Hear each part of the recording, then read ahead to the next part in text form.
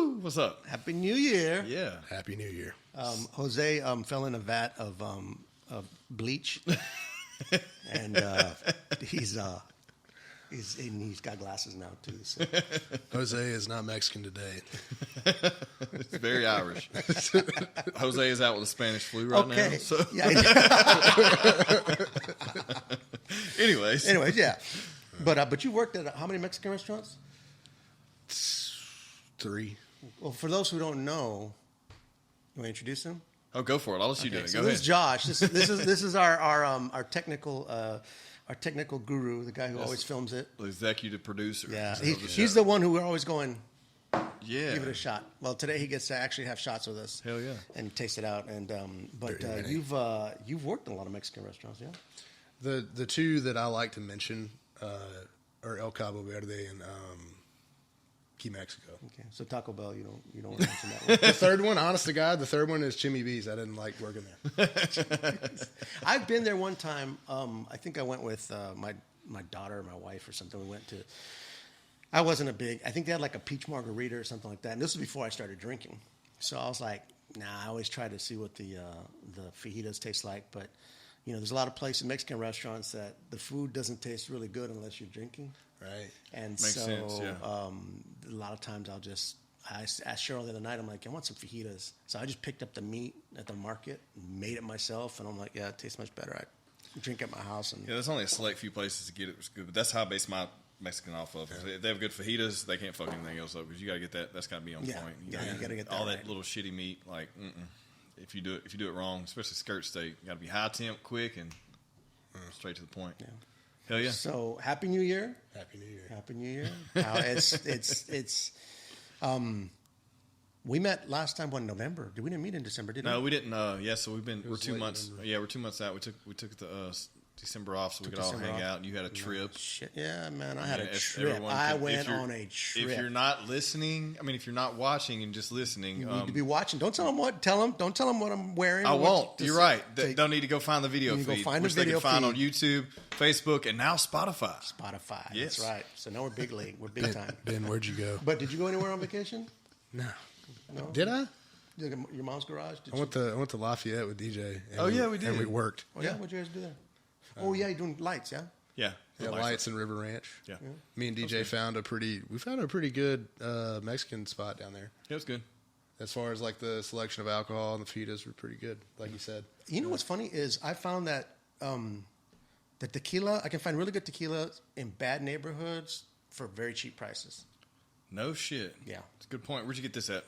Well, this one I got in a very good neighborhood for a very high price. I got this the Tequila Corralejo Extra Añejo, the one that we've been waiting to try. Yeah, we have not tried this I have not yet. tried We've this been talking one. about it. It was like $80 and I in haven't seen Dallas. it. I haven't seen it anywhere. I only saw one place in Dallas, and I didn't get it the last time. And so I was like, well, you know what? Let me get it this time because I've been wanting to try it. And I've had so many different types that the Corralejo is not as good as it used to be. Yeah, that's what I you thought. used to Yeah, be it's your kind of primo, like, that was my shit. Now it's like we done had all these things. I don't know. This is my palate has been expanded, so I'm really excited about that. What'd you bring? So I got a Tierra Nobel. That's this is going to be a Reposado, I believe. No, this is Anejo. Excuse me, Anejo. And shout out to Cuban Liquor for this one, as well as the Jose. So I went with a mass-produced brand, but I noticed something. If you could read there on the bottom, Cristalino. Yes, right. So I noticed that, and I was like, well, I got to try that. I mean, everyone knows Jose Cuervo. Everyone's probably had it. Everyone's probably had a horrible experience with it. Shit, yeah. Yes. Yeah. Because that was like the number one thing that said, yeah, someone had some Jose Cuervo. We took shots. We got sick. But I figured let's try the Cristalino of this. And this is the first time we've opened them all up before we've started. Yeah. So they've had a little opportunity to breathe. yeah, they've been breathing To for about, aerate. Yeah, to like, aerate. like 5 minutes. Yeah, so do that. And why don't you tell us a little bit about your tequila background? Or you just like drinking? Well, Yeah, we need to know if you're even qualified to be Qualified, on we're it. just going to take your ass to get back it's on the camera. it's y'all's fault that I'm qualified to be on here. So yeah, man. I mean, I really do enjoy. Of course, I enjoy Mexican cuisine. Pretty good at cooking it. And that was something that whenever I was working at El Cabo Verde, we did instead of a wine dinner, we did a mezcal dinner. which you hate mezcal. You both do. But if for those that might not know, which I feel like anybody that's listening to Tequila Talk probably does know this, but if you're more of a Scotch guy, you're probably going to like mezcal. So does Scotch taste like you're licking a fireplace too? Really? A lot of it does. Okay. A lot of it's very smoky. But yeah, those notes and stuff like that. I got really big on the mezcal for a little bit, but then when I didn't discover Cristalino until you guys introduced me to it. So that's probably my favorite kind of tequila now. And what I've kind of figured out through that process is anything that's filtered through charcoal, I really like. Yeah. All right, well, let's try the Cristalino. We'll first. start with that. Ooh, Yeah. nice. Let's do it. So, what do you like to drink your tequila with? Oh, you talking about food wise? Period. Yeah, I mean, do you have it as a do you have it as like a pre-dinner type of thing? Do you pair it with other things? Or you just like, because me, I don't pair it with nothing. I pair it with any day that ends in Y. Yeah. But it's like if I'm cooking dinner or something like that. Because my drinking has kind of gotten down to like occasions like this. Cheers. With that being said, though, like if I'm going to, it's pretty good. It's got a little bit of a bite, but it's pretty good. Yep. Definitely not a.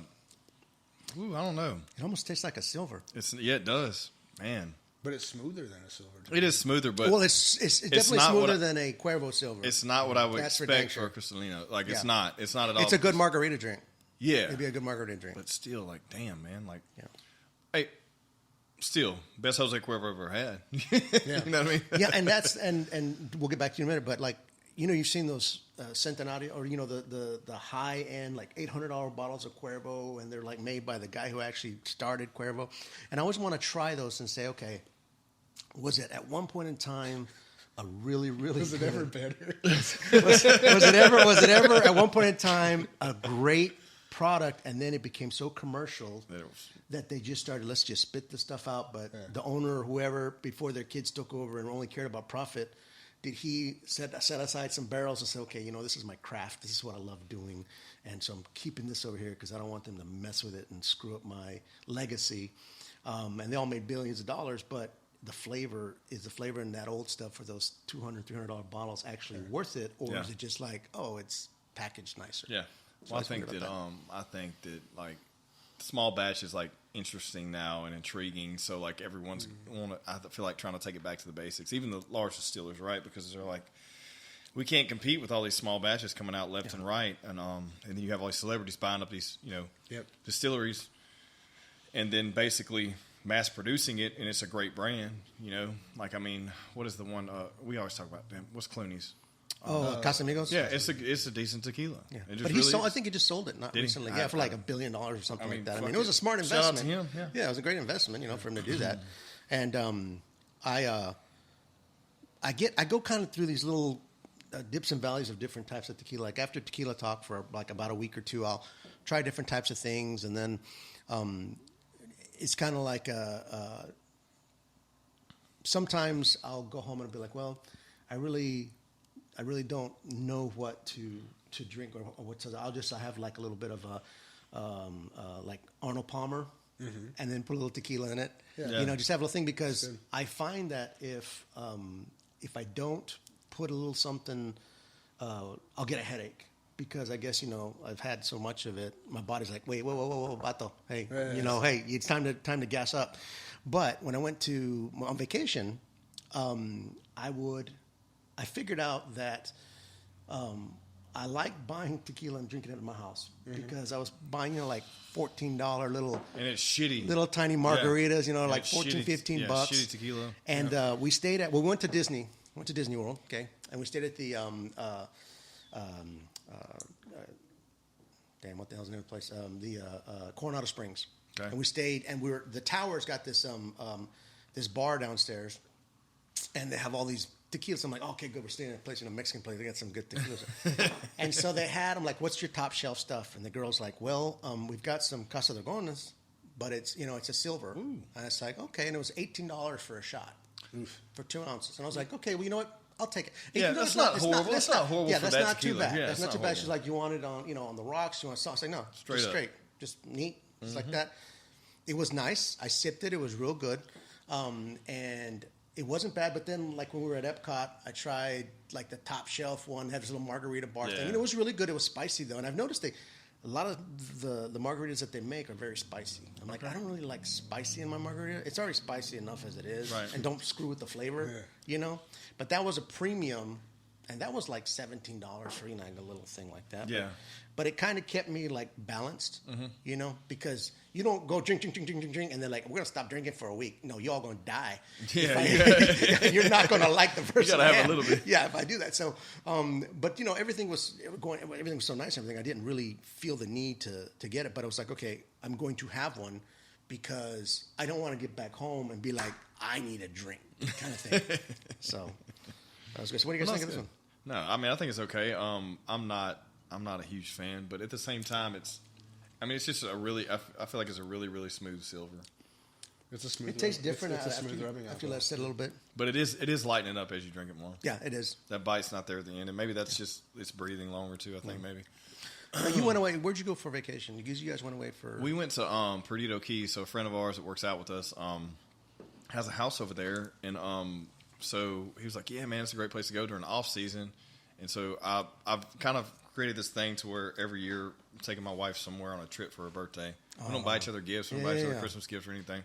So like our birthday's in January 14th. So we try to take her on a trip. And so that happened to be the trip this year. Last year went to Nashville. It was great. But at the same time, after a day of it, we were kind of like, yeah, you know, when you go out, get shit faced, listen to music is pretty much all you can do there. You know?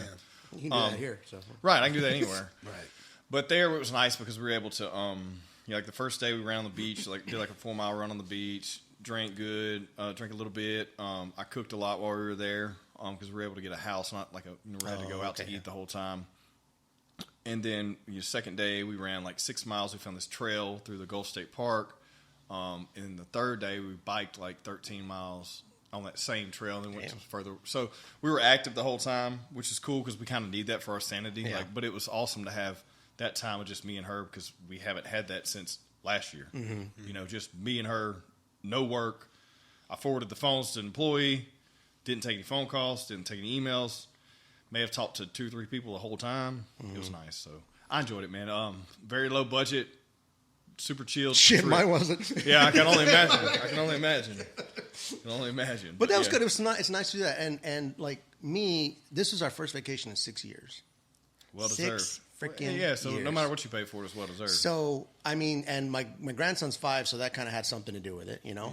And then it's very interesting because I booked this trip last October of 2021. I booked the trip, okay? For New Year's, day after Christmas, all the way through New Year's, day after, you know, the 2nd or 3rd of January of 2023. And I'm not an Armageddonist or, you know, one of those people who's like, you know, I don't know if what's going to happen tomorrow, but it seemed like a decade away from when I did it because you had COVID, you know, you had all these things, and then they had the price increases and all these crazy things going on with it. And I'm thinking, okay, we're booking the trip. We got something to look forward to, right? And as it got closer, and this is another thing with the trip, one of the reasons we didn't go anywhere, many places, is because Griffin, our dog, you know, the dog, which 5 episodes ago I said he's dying of cancer, right? Now he's still alive. He shook back. He's still alive. And so as morbid as it is to say, Cheryl and I would look at each other and go, okay, we honestly didn't think he'd still be alive. So we had to find a place to take him. And we found a lady. Is it okay if I tell them a story about it? Okay, so there's a lady. Her name is Kathy. What's the name of her company? Kelly. Oh, sorry, Kelly. Aunt Kelly's. Aunt Kelly's, okay? Not to be confused with the restaurant. Right. So Aunt Kelly's, but she's over there off of, if you're going like past Parkway in Taylortown, like Okay. right past So there. South right, Bossier. Yeah, South Bossier. Yeah, She got South there. Bossier. They have a cattle ranch, and they watch dogs. Not like, and it's not like a boarding thing. So this is like a passion project. It is very much, and she gotcha. used to be a vet tech. Okay, yeah. And Griffin had a list of medication. I mean, it's almost like a hospice dog, right? Right. So Cheryl had so much anxiety, you know, before we went on this trip, and even the day before the trip, she's like, I don't know if I can do it. You know, I don't know. If I, and I told her, I said, do you want to not go? You know, and she's battling between her, you know, do we go on this? Do I go on this trip, or do I stay with the dog that I've, every day I've cared for? It's like leaving one of your children, Right. So Aunt Kelly assured her and told her, "Look, I've got this. I know we got this." And so we left them there. We dropped them off Christmas night. And Cheryl was a wreck. And so after we dropped them off, then we started packing. Then it was like, okay, all that's done. Now we can actually get ready for the trip. And you could just see it in her face and how she acted. She just felt really, oh my God, did I do the right thing? Left my babies.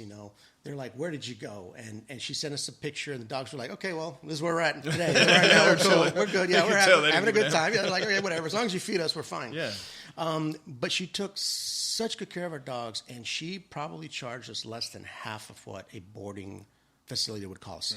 And I'm not saying they're not good. I love boarding facilities if you have certain dogs, but with our dogs, we couldn't leave Griffin at a boarding facility. He needed constant care. Right. And her whole family loves animals. And the dogs had free reign of the place. They'd sleep on the bed. They'd sleep on the couch. So they basically felt like they were home. They weren't in a kennel. Right. They weren't in some kind of run. Limited amount of time to be active. Yeah.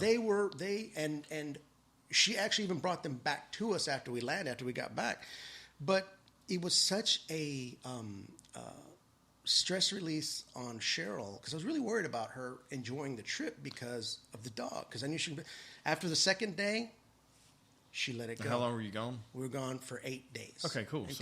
So she had the opportunity to enjoy it, but you could tell for a while she was just it was really bad. So shout out to Auntie Kelly's, however it is. I don't know if you don't.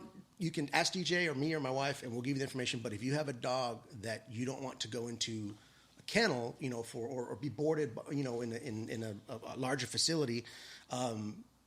She's a wonderful person, and she has a really, really good program, and her story is amazing. In fact, that's somebody you might like to have on your show, because her story is awesome. Okay. I'm not going to give it away, but where she's been, where she's come, what she's gone through, what she does with these animals is phenomenal. Yeah, we'll talk about that for sure. I'm into it.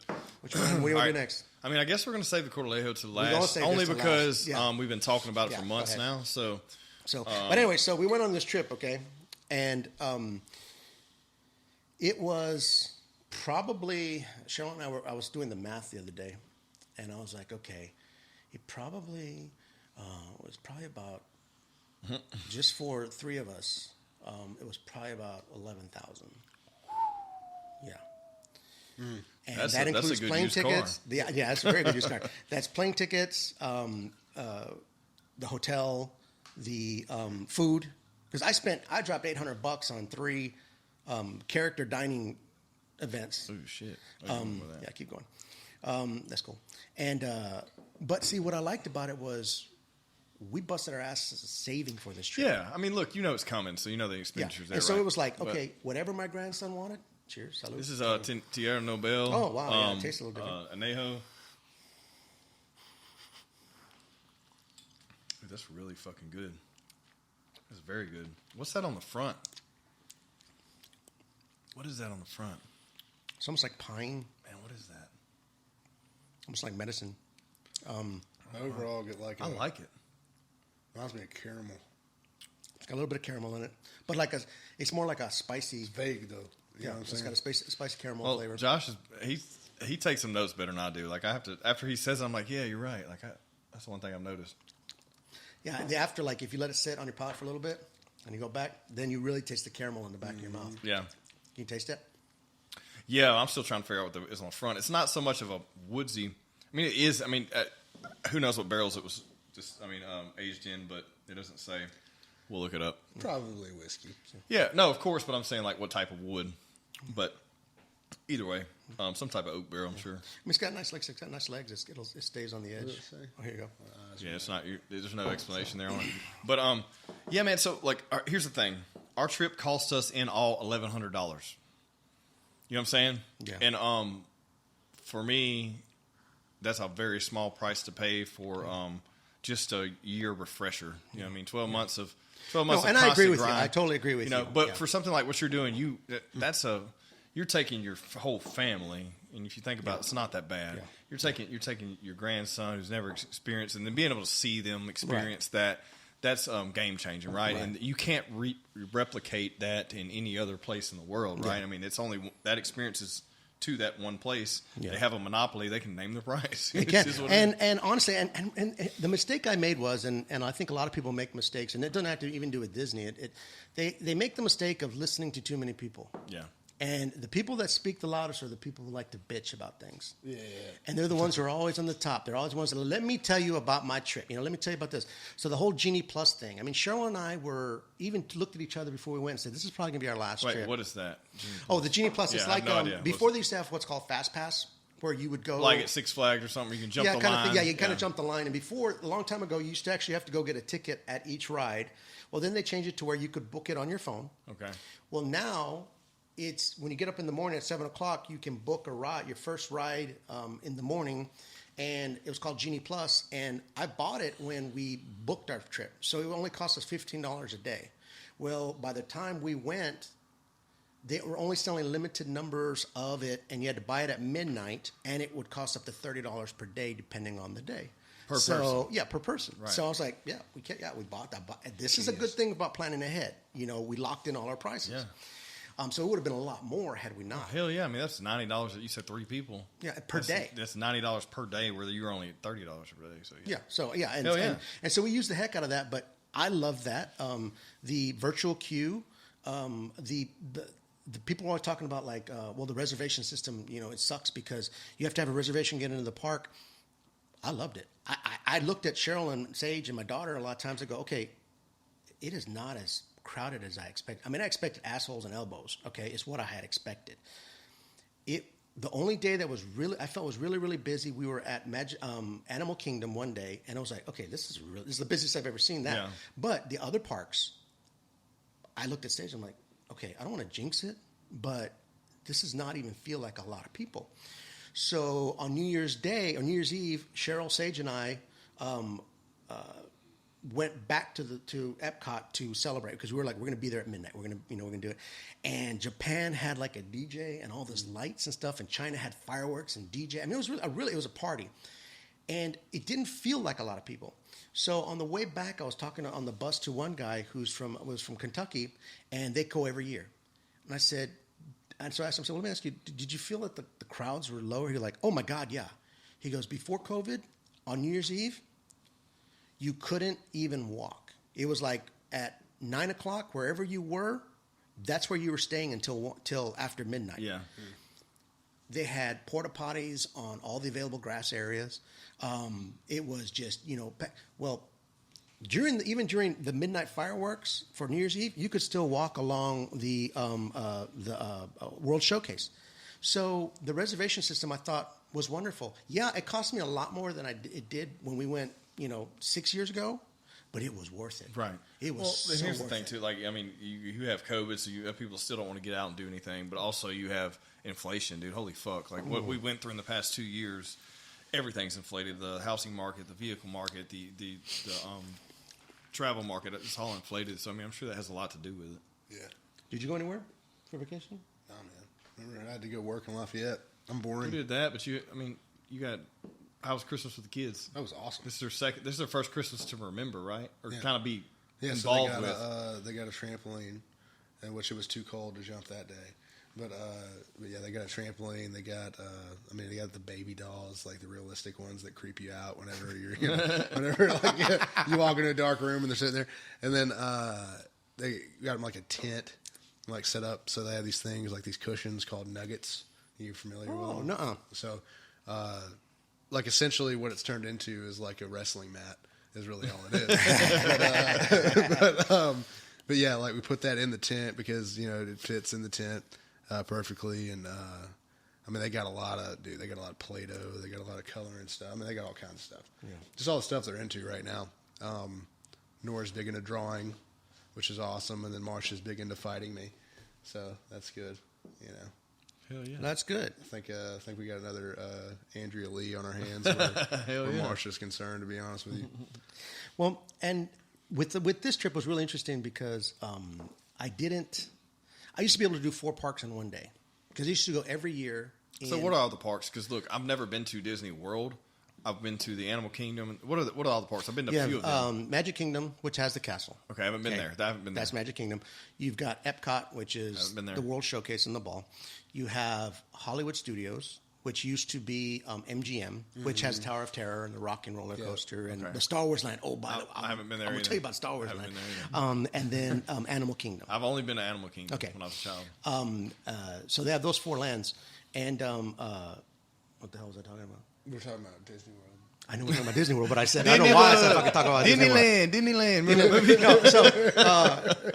But I used to be able to do all 4 parks in one day because when I was in the golf industry, every year the PGA show was in Orlando. Okay. So it's like I'd do stuff in the morning. One year I even took Cheryl with me, but I'd do stuff in the morning, and then at night I'd go to Disney Springs or I'd go to one of the parks or something, and then I always set aside one day for myself. And it was always cold or rainy or something like that, so I could do all 4 parks in one day. Well, this time on this trip, I was like, if one park a day is fine. We got Park Hopper just in case we wanted to, at the end of the day, go to a park. But what I loved about going with a 5-year-old was that, 3 or 4 o'clock in the afternoon, well, let's go back to the hotel and take a nap or, rest. And I was all about that. I'm like, let's go. Let's go take a nap. I'm like, come on, Butterbean, let's snuggle. We'd snuggle and I'd rub his back and we'd fall asleep and take a nap. And, but like, I used Lyft for the first time.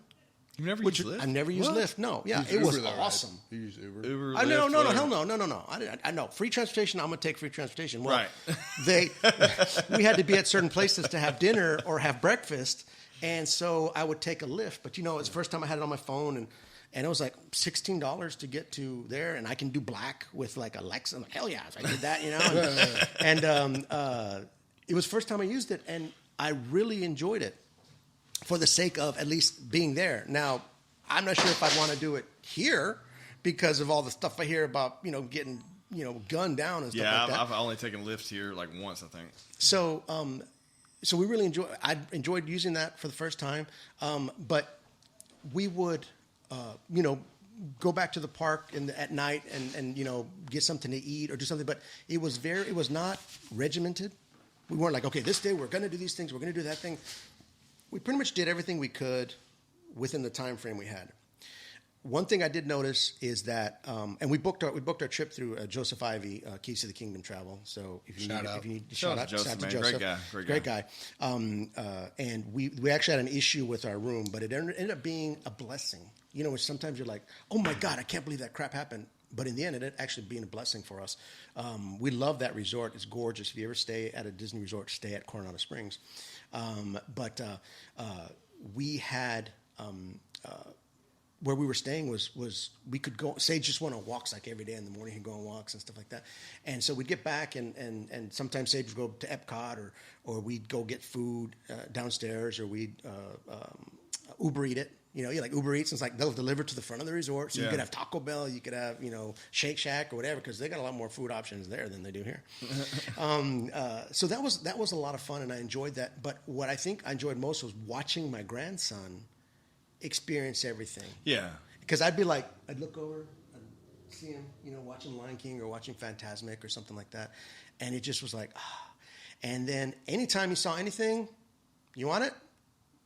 And my daughter was like, Dad, he doesn't need it. I was like, it has nothing to do with him needing it, okay? I have busted my ass. I've saved for this trip. Whatever he wants, I didn't say this in front of him, but I said whatever he wants, he's going to get. Now, if it was something that I didn't think he needed, I wouldn't, but, we got off the Ratatouille ride. Guess what? I bought him a Remy. We got off the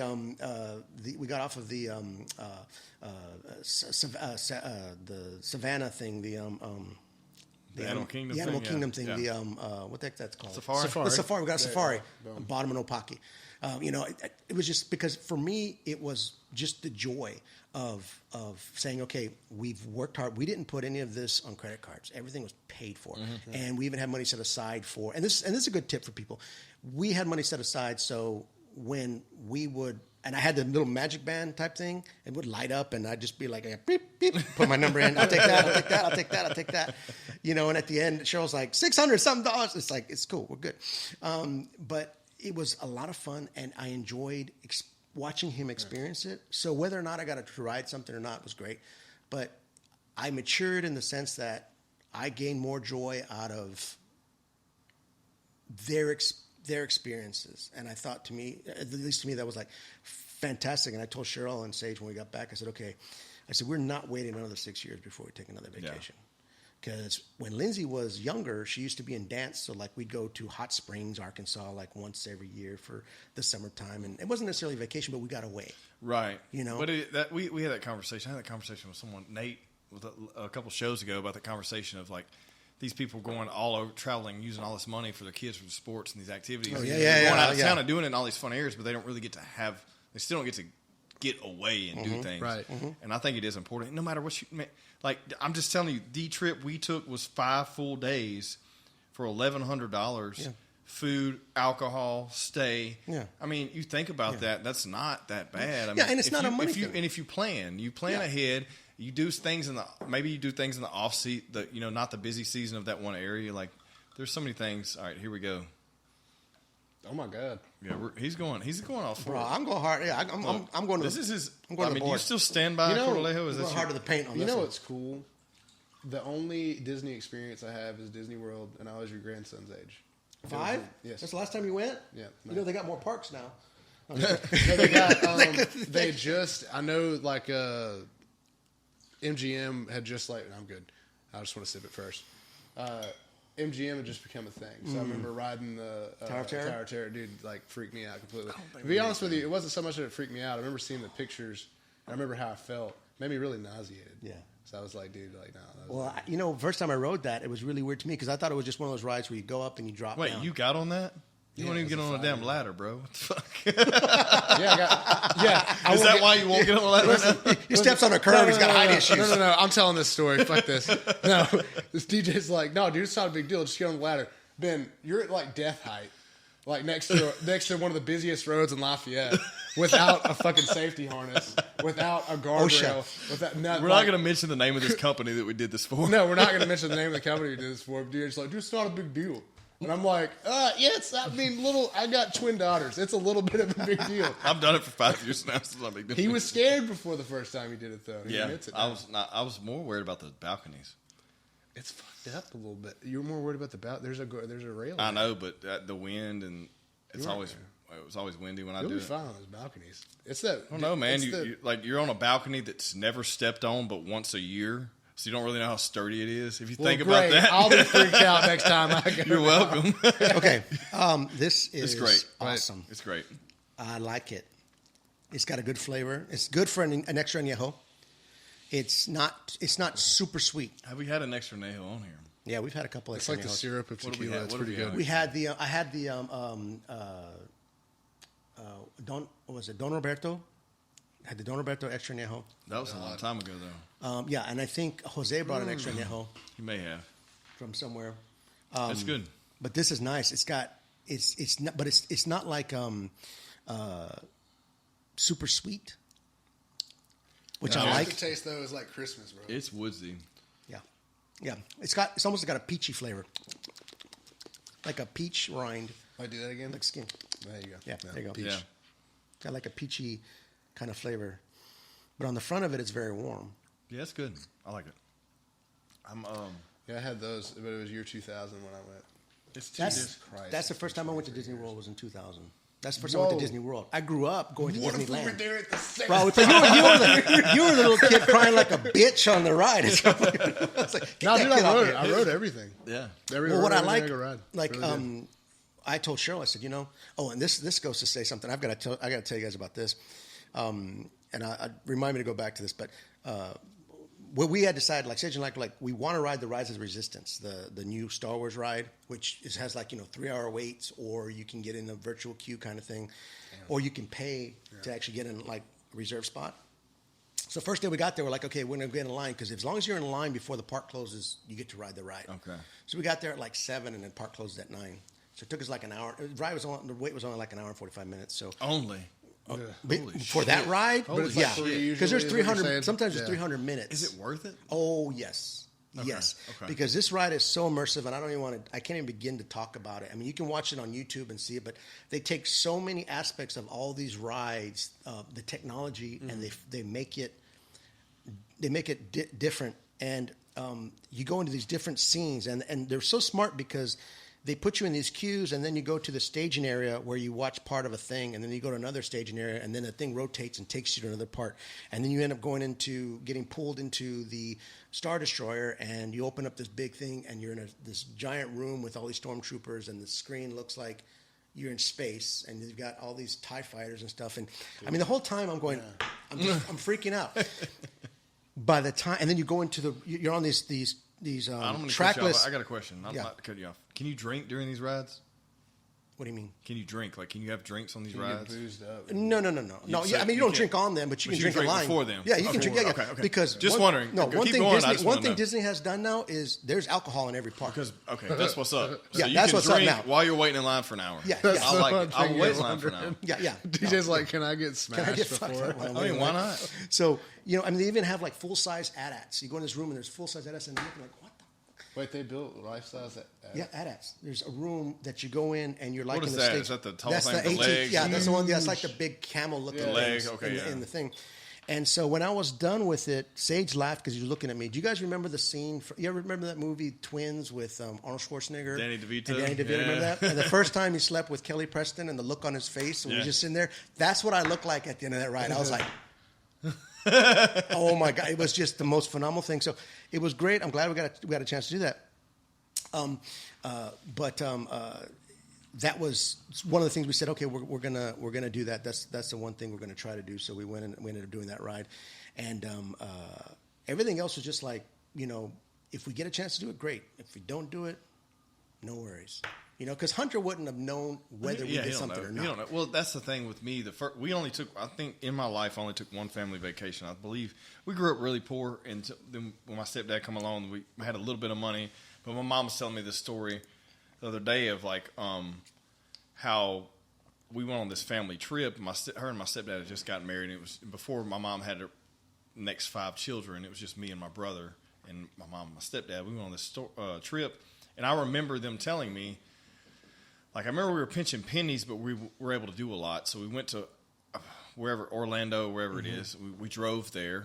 We got there, and then we stayed at I want to say, she can go back and give me the facts or talk shit on the post or whatever. But like, I want to say we stayed at a shitty like Motel 6 or something like that.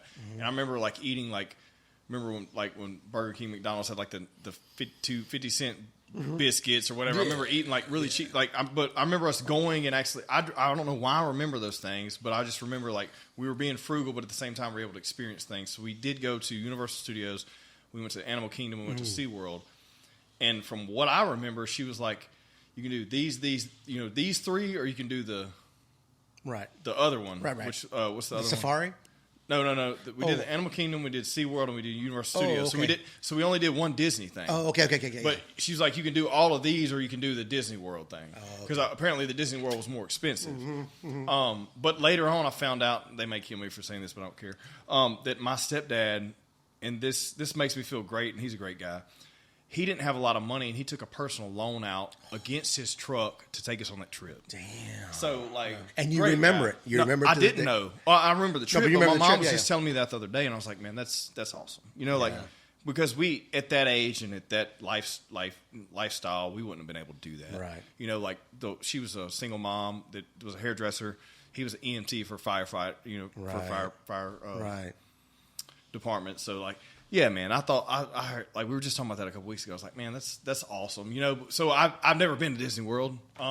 We need to take the kids, I guess. But what's interesting to me is I've talked to multiple people, grown ass adults. We know a bunch. Destiny and Jack, and then Danny Phillips. They go all the time. Yeah. Like no children. They just go and experience it. I'm like, that's fucking weird. I thought this was a kid thing. I didn't know it was an adult thing. Well, and the whole thing with they have alcohol now everywhere, but that helps. They balance it out very well. They balance it out between the super heavy duty thrill rides and the kids rides. The kids attractions. Right. But they also know that if you don't have something for the adults, there's only so much that parents are going to do to take the kids. Right. So I mean, they've mastered the art of Getting marketing people there it and all. keeping them there. Yeah, and honestly, one of the best experiences I had there, and this wasn't even my own experience. We were on the bus coming back one night from one of the parks, and Sage was sitting down. Sage doesn't like children. Okay, my grandson loves his he calls him Kunkle B. He loves him to death, and he'll always hug on him or like sit next to him. And Sage is like, bro, and Sage is really nice about it. But we're on the bus coming back to the hotel, and this Japanese guy and his family, they get on, and they set the little daughter down, and my Sage asked the dad, "You want to sit down?" And he's like, "No." Well, the little girl, she's probably maybe about 5 or 6 years old. She falls asleep on Sage, right? And the dad's like, "I'm kind of so sorry." And Sage told him in Japanese, "It's okay." And the guy lit up like, "Oh my God." And so for the rest of the ride back, Sage is speaking in Japanese to this guy, and they're talking back and forth. And Cheryl saw it, it's like witnessed the whole thing, and she's like, the way Sage was, and he lit up, and the comfort level with with the man, and they were talking, and I asked Sage afterwards, I'm like, did you think you knew that much Japanese? He's like, no, I didn't. I didn't know I knew that much, because he never has the opportunity to converse, in Japanese. And so it was really a great experience for him, and he absorbed that moment. I even got like a little bit of video of them walking, talking to each other. That's badass. And I told Sage, I said, you grew up in Bossier City. I didn't want you to live there. I wanted you to at least go somewhere. I wanted to do the college program, but that didn't work out, and thank God, because the COVID thing screwed all that up.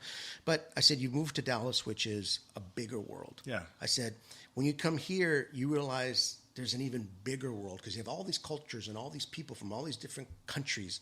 And one thing you realize, too, is like, Dad, he goes, there's a lot of beautiful women here. Mm-hmm. I was like, yes, there's a lot of beautiful women all over the world. Exactly. So, broaden your horizon. But he, from that, and then when we would go to Epcot and we were in the Japanese pavilion, he would talk to the people and speak to them in Japanese. And the way they would light up, like, you speak Japanese, and you talk back and forth to me, and to see the confidence in him, and to see their joy in the fact that, somebody knows my language. And I remember one time hearing that, Japanese people don't like people who don't speak good Japanese. No, they love somebody who's willing to, at least people we met, are willing to attempt to understand their language and their culture.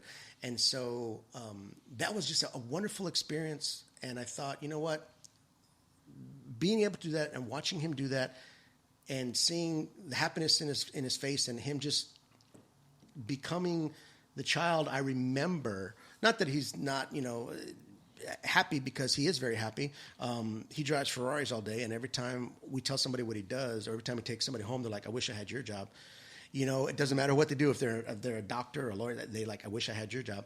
So Sage loves what he does, but also he knows there's a bigger world out there than the one he's living in as well.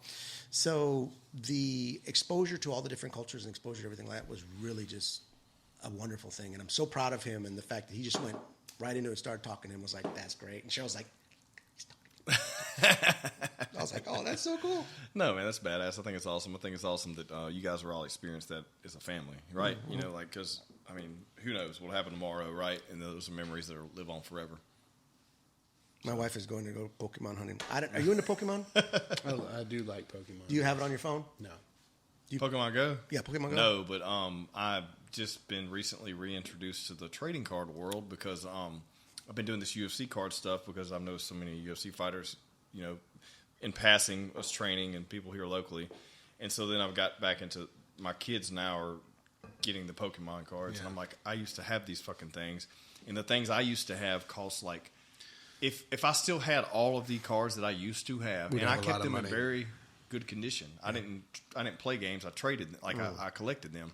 Man, I'd be a millionaire right now. Mm-hmm. So it's aggravating. You brought that up. It's like, fuck, man, I'm sitting on so much money. But I did take them to a card show last weekend and got them some Pokemon cards. I got some UFC cards and just something to do with them. But to answer your question about Pokemon, that's about all I know is about the Pokemon card game. And I played the video games when I was a kid, but I haven't seen the new thing since it's been out. Oh, well, Cheryl is big on that, and Hunter is huge on that. Pokemon Go. Oh my God. He'll wake up and be like, CC, we'll look at Pokemon, and he knows which Pokemon evolves to which Pokemon.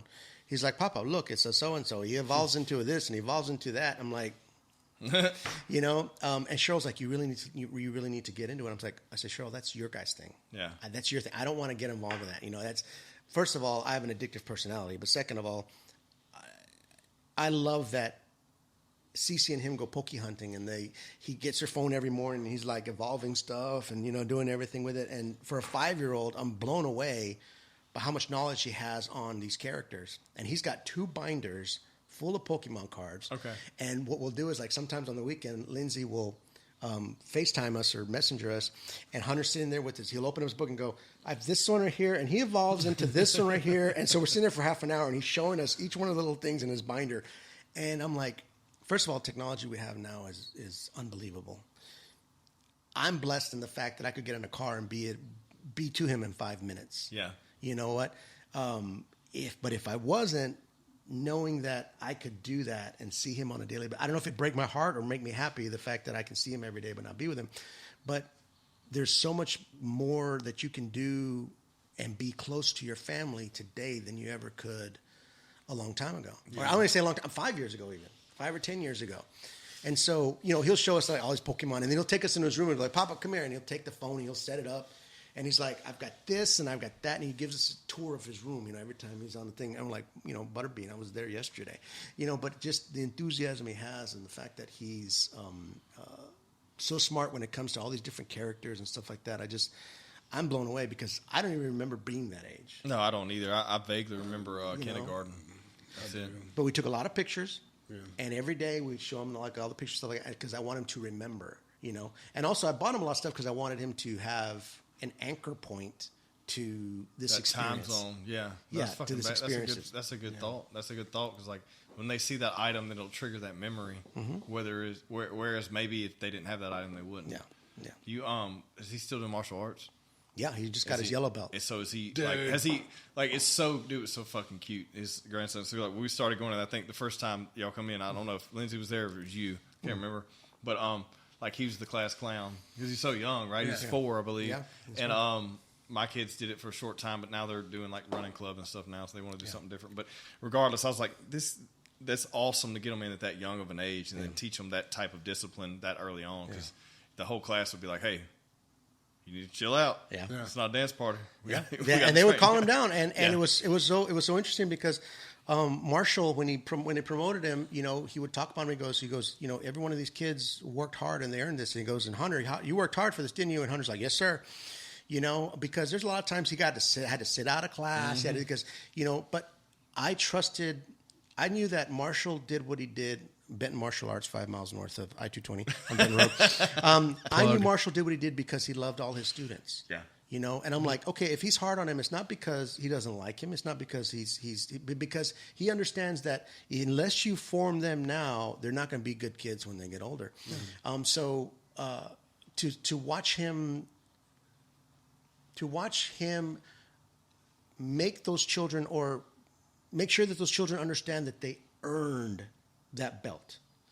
Nobody gave them that belt. They didn't just come to enough classes that they got the belt. Because I've seen classes like that where you come to so many classes, you get the belt. And here's another thing about that. And Marshall and I spoke about this on the podcast, but here's another thing about that. He gives them like value, and he talks about being respectful to your parents. Before you leave here, tell whoever brought you today, thank you. Send me a picture of your room. Mm-hmm. If it's not clean, you're never getting a stripe on your belt. Like that kind of stuff, that's more than just going through some patterns, right? Mm-hmm. Like, or just you've been here a year now, we're going to promote you. Right. Like, it's kind of like jiu-jitsu. It takes you 10 fucking years to get a black belt. 15 sometimes, 20 sometimes. Like, if you're not fucking there, you're not getting it. And I like that about him. Like, he's not promoting them just because, even at that young of an age, he's not promoting them just because he feels like he needs to because everyone else is. Or that they deserve a trophy. Yeah, they're doing what they need to do.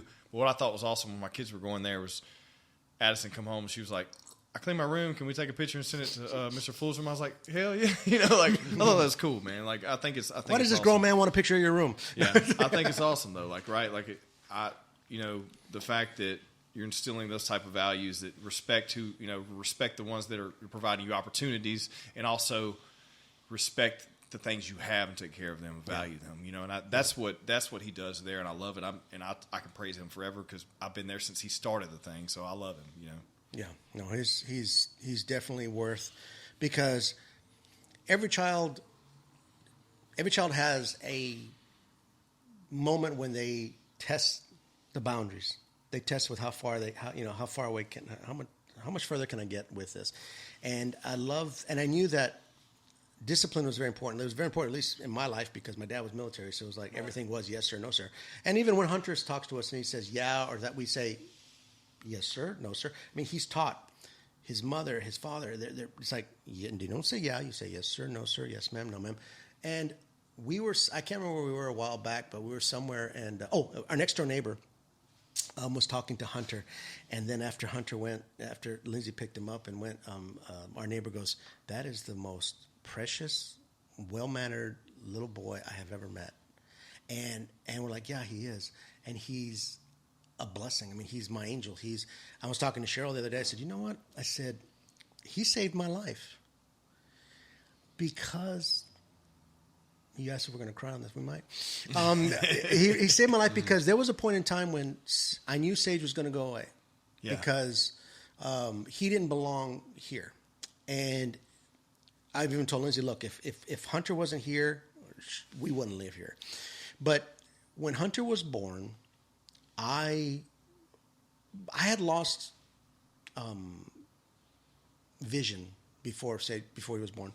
Sage was in college. I knew he was going to be leaving, and about his senior year, I started hitting me hard.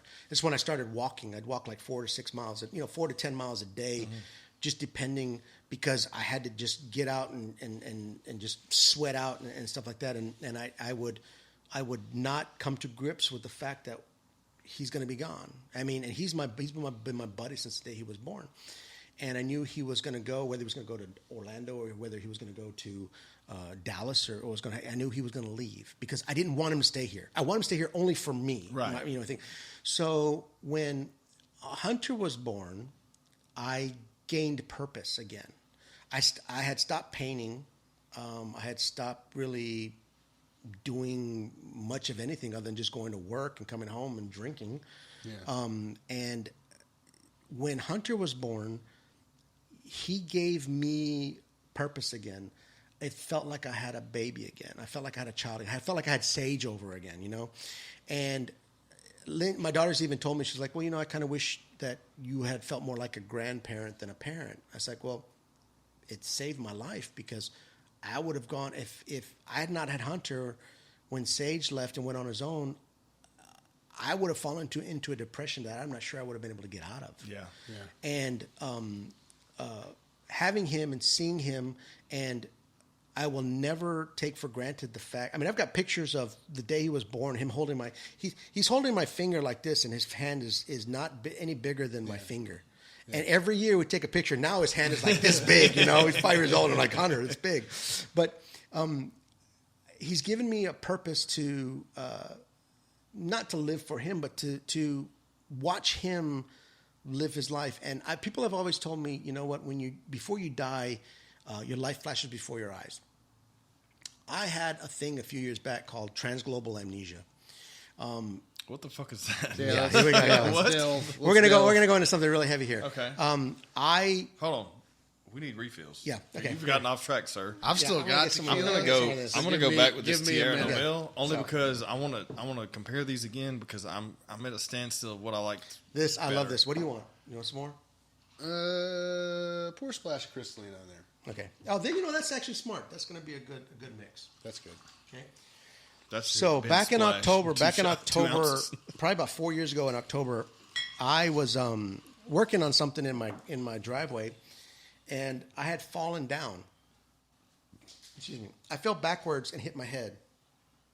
What were you working on? I was working on, honestly, it's the funny part. I was working on something for the church for their trunk or treat. It was in October. Okay. So they have their little trunk or treat because, Baptists or Christians don't believe in trick or treating. So they have a trunk or treat, you know. So I was working on this little thing for the church.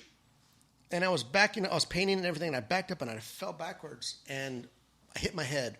On the concrete? On the concrete.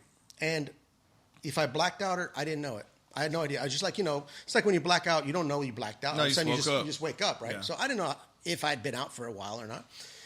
So I had some bruises on my leg too.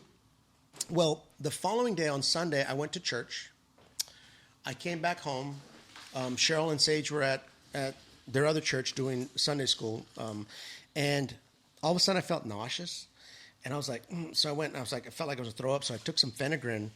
And then all of a sudden I felt really weird. Like, okay, I see everything, but I can't control my body. And I said, I think I need to go to the emergency room. Wait, transglobal what? Transglobal amnesia. Amnesia, okay. So I think I need to go to the hospital, and it was on a Sunday. And so I was like, okay, well, let me go turn the TV off. I picked up the remote control.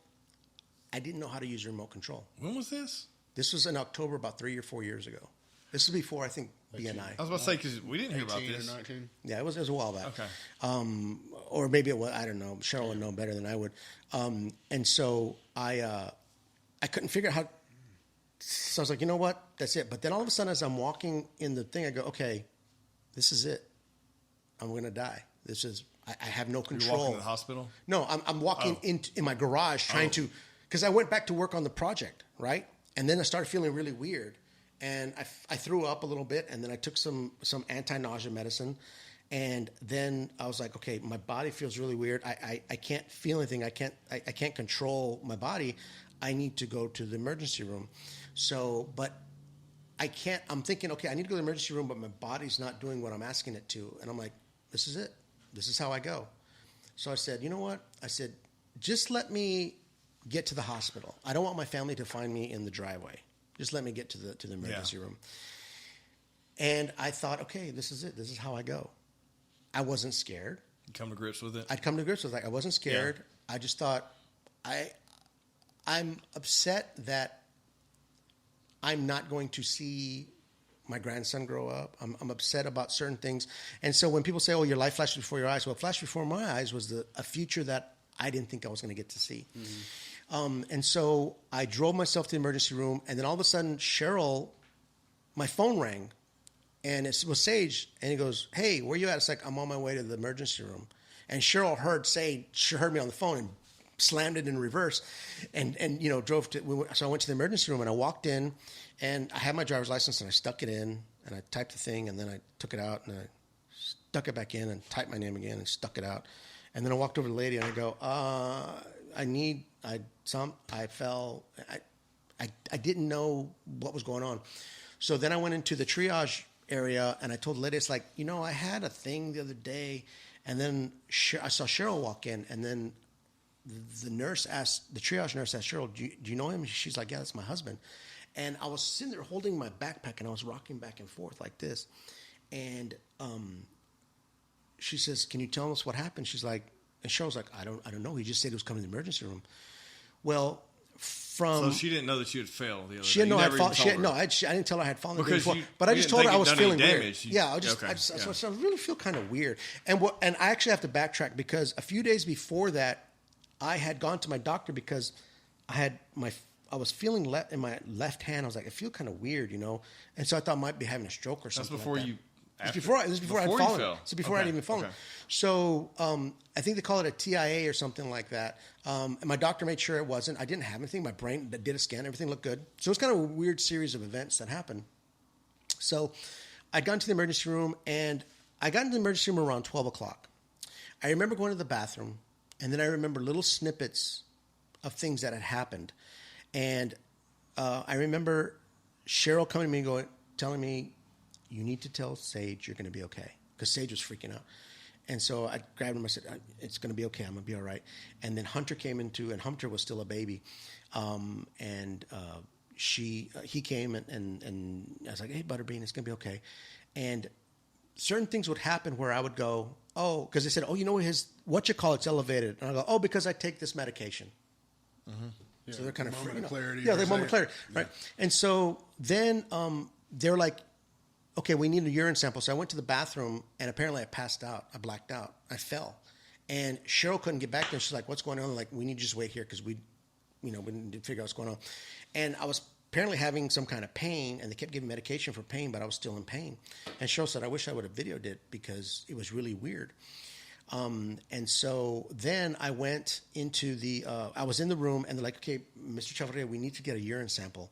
And I stood up, And my pants are down. I'm like, I can't pee. And like, well, if you don't pee, we're gonna have to give you a catheter. And I'm like, do it, because I can't pee. You can't control your bladder. And they're like, oh my god, something's definitely wrong. Right. And Lindsay's like, okay, I gotta leave. I mean, my daughter's a nurse, but even then she was like, working. She was just there because she had come up. She had come over. And so from 12 o'clock till 7 o'clock, I remember about 45 seconds. I remember getting rolled up into my hospital room. I remember the lady going, okay, you need to get on the bed. And I was like, well, that's kind of mean. She said it kind of mean. And then all of a sudden, I came to and I looked at Cheryl. I'm like, what happened? And she looked at me like, you don't know? I'm like, no, I don't. At that moment, I gained full clarity again. Yeah. I knew exactly what it was. I knew what was going on. I didn't have any issues. I was like, what happened? And she's like, and she was telling me all these things I went through. I'm like, really? So they kept me, and they had, I worked with a neurologist and all these other things. And it turns out the only thing they could come up with was a thing that's called transglobal amnesia. It's not a stroke. It's not necessarily a concussion, but it's something that your brain it does a thing where it forgets. It's like a resetting.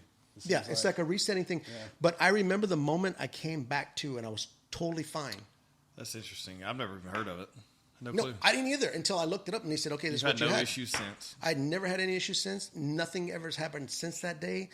It was just one of those really weird things. But I will say this. Your brain, if you don't take care of your brain, you're going to be in trouble because, like I said, I knew what I wanted to do. I knew how to do it. My body would not Right. would not cooperate with what my brain was telling it to do. Firing. Yeah, and it was a very scary thing. So do you remember all the events leading up to that moment? Because you said you don't remember anything from 7 to 12, but you remember everything privy 7? I remember me driving to the thing, and I said, God, just let me get into the emergency room. Right. Then you can take me. I don't want my family to find me dead in my driveway. Yeah, I mean, I don't want to pass out. Exactly. I don't want to pass out in the parking lot of the ER. Mm-hmm. Let me get in there. Let them get me. Because I'm not one of those people like medicine can't take care of me. Oh no, you give me as much medicine as you can. I'm not one of those people. I have faith in God and everything, but God told people how to fix other people. I'm telling them about my transglobal amnesia. Jeez, my wife just gave me a thumbs up. But it was one of the weirdest events I've ever had in my life, and the doc and one of the weird things about me, whenever I have like a medical thing, I actually had a liver thing one time. This is before I even started drinking, a long time before I started drinking. I had a liver thing one time, and they couldn't figure out what happened there. So anytime I do something, if you hear I'm in the hospital, something big happened. Right. Because they couldn't figure it out. And so the neurologist finally figured out, okay, well, what you had was something called transglobal amnesia. There's no prerequisite for it. We know it's going to happen here. We know this is going to happen during that. It's just something that happens to your brain and to your body. And the chances of it happening again are higher than it not happening. I'm interested. I'm going to have to do a deep dive on this because now I'm going to go in a rabbit hole because I'm interested, like moving forward. Josh, we're going to have to upgrade this so we can start doing some searching. Well, we have computers in our pockets. Yeah, we do. But no, I'm one of these. But I always love talking to like nursing students and people about it. I'm saying, okay, I'm going to tell you about this thing that happened to me. And it's one of those things where there's not enough research done on it. Like, for example, when I went skiing one time when Sage was a baby. We had gone up during spring break. We went to Purgatory, Colorado. Mm-hmm. We went skiing. I got high altitude pulmonary edema. Okay, if it's out there and only 5 people in the world get it, I'm going to be number 5. Okay, so but what that is that's when your lungs fill with fluid. Yep. Okay, because what happened is we were actually staying at a higher elevation than the ski resort, and it felt like I had the flu. And I kept coughing, and I was like, your chest was exactly. tight. And I was last time I went. Yeah, I was spitting up. I thought it was blood. Mm-hmm. So like the third day, we had gone with the church, and Lindsay was still a young, a little kid, and Jeff Free was a very good friend of ours. Him and his family were staying with us in the same little cottage thing, And he had known I wasn't feeling well. And I kept drinking water. I was like, something's wrong. I feel like I got the flu. And so the next day I told him, I said, look, I'm going to go to the first aid. I said, if anything happens and you don't hear from me, please get Lindsay for me. Get her, back thing.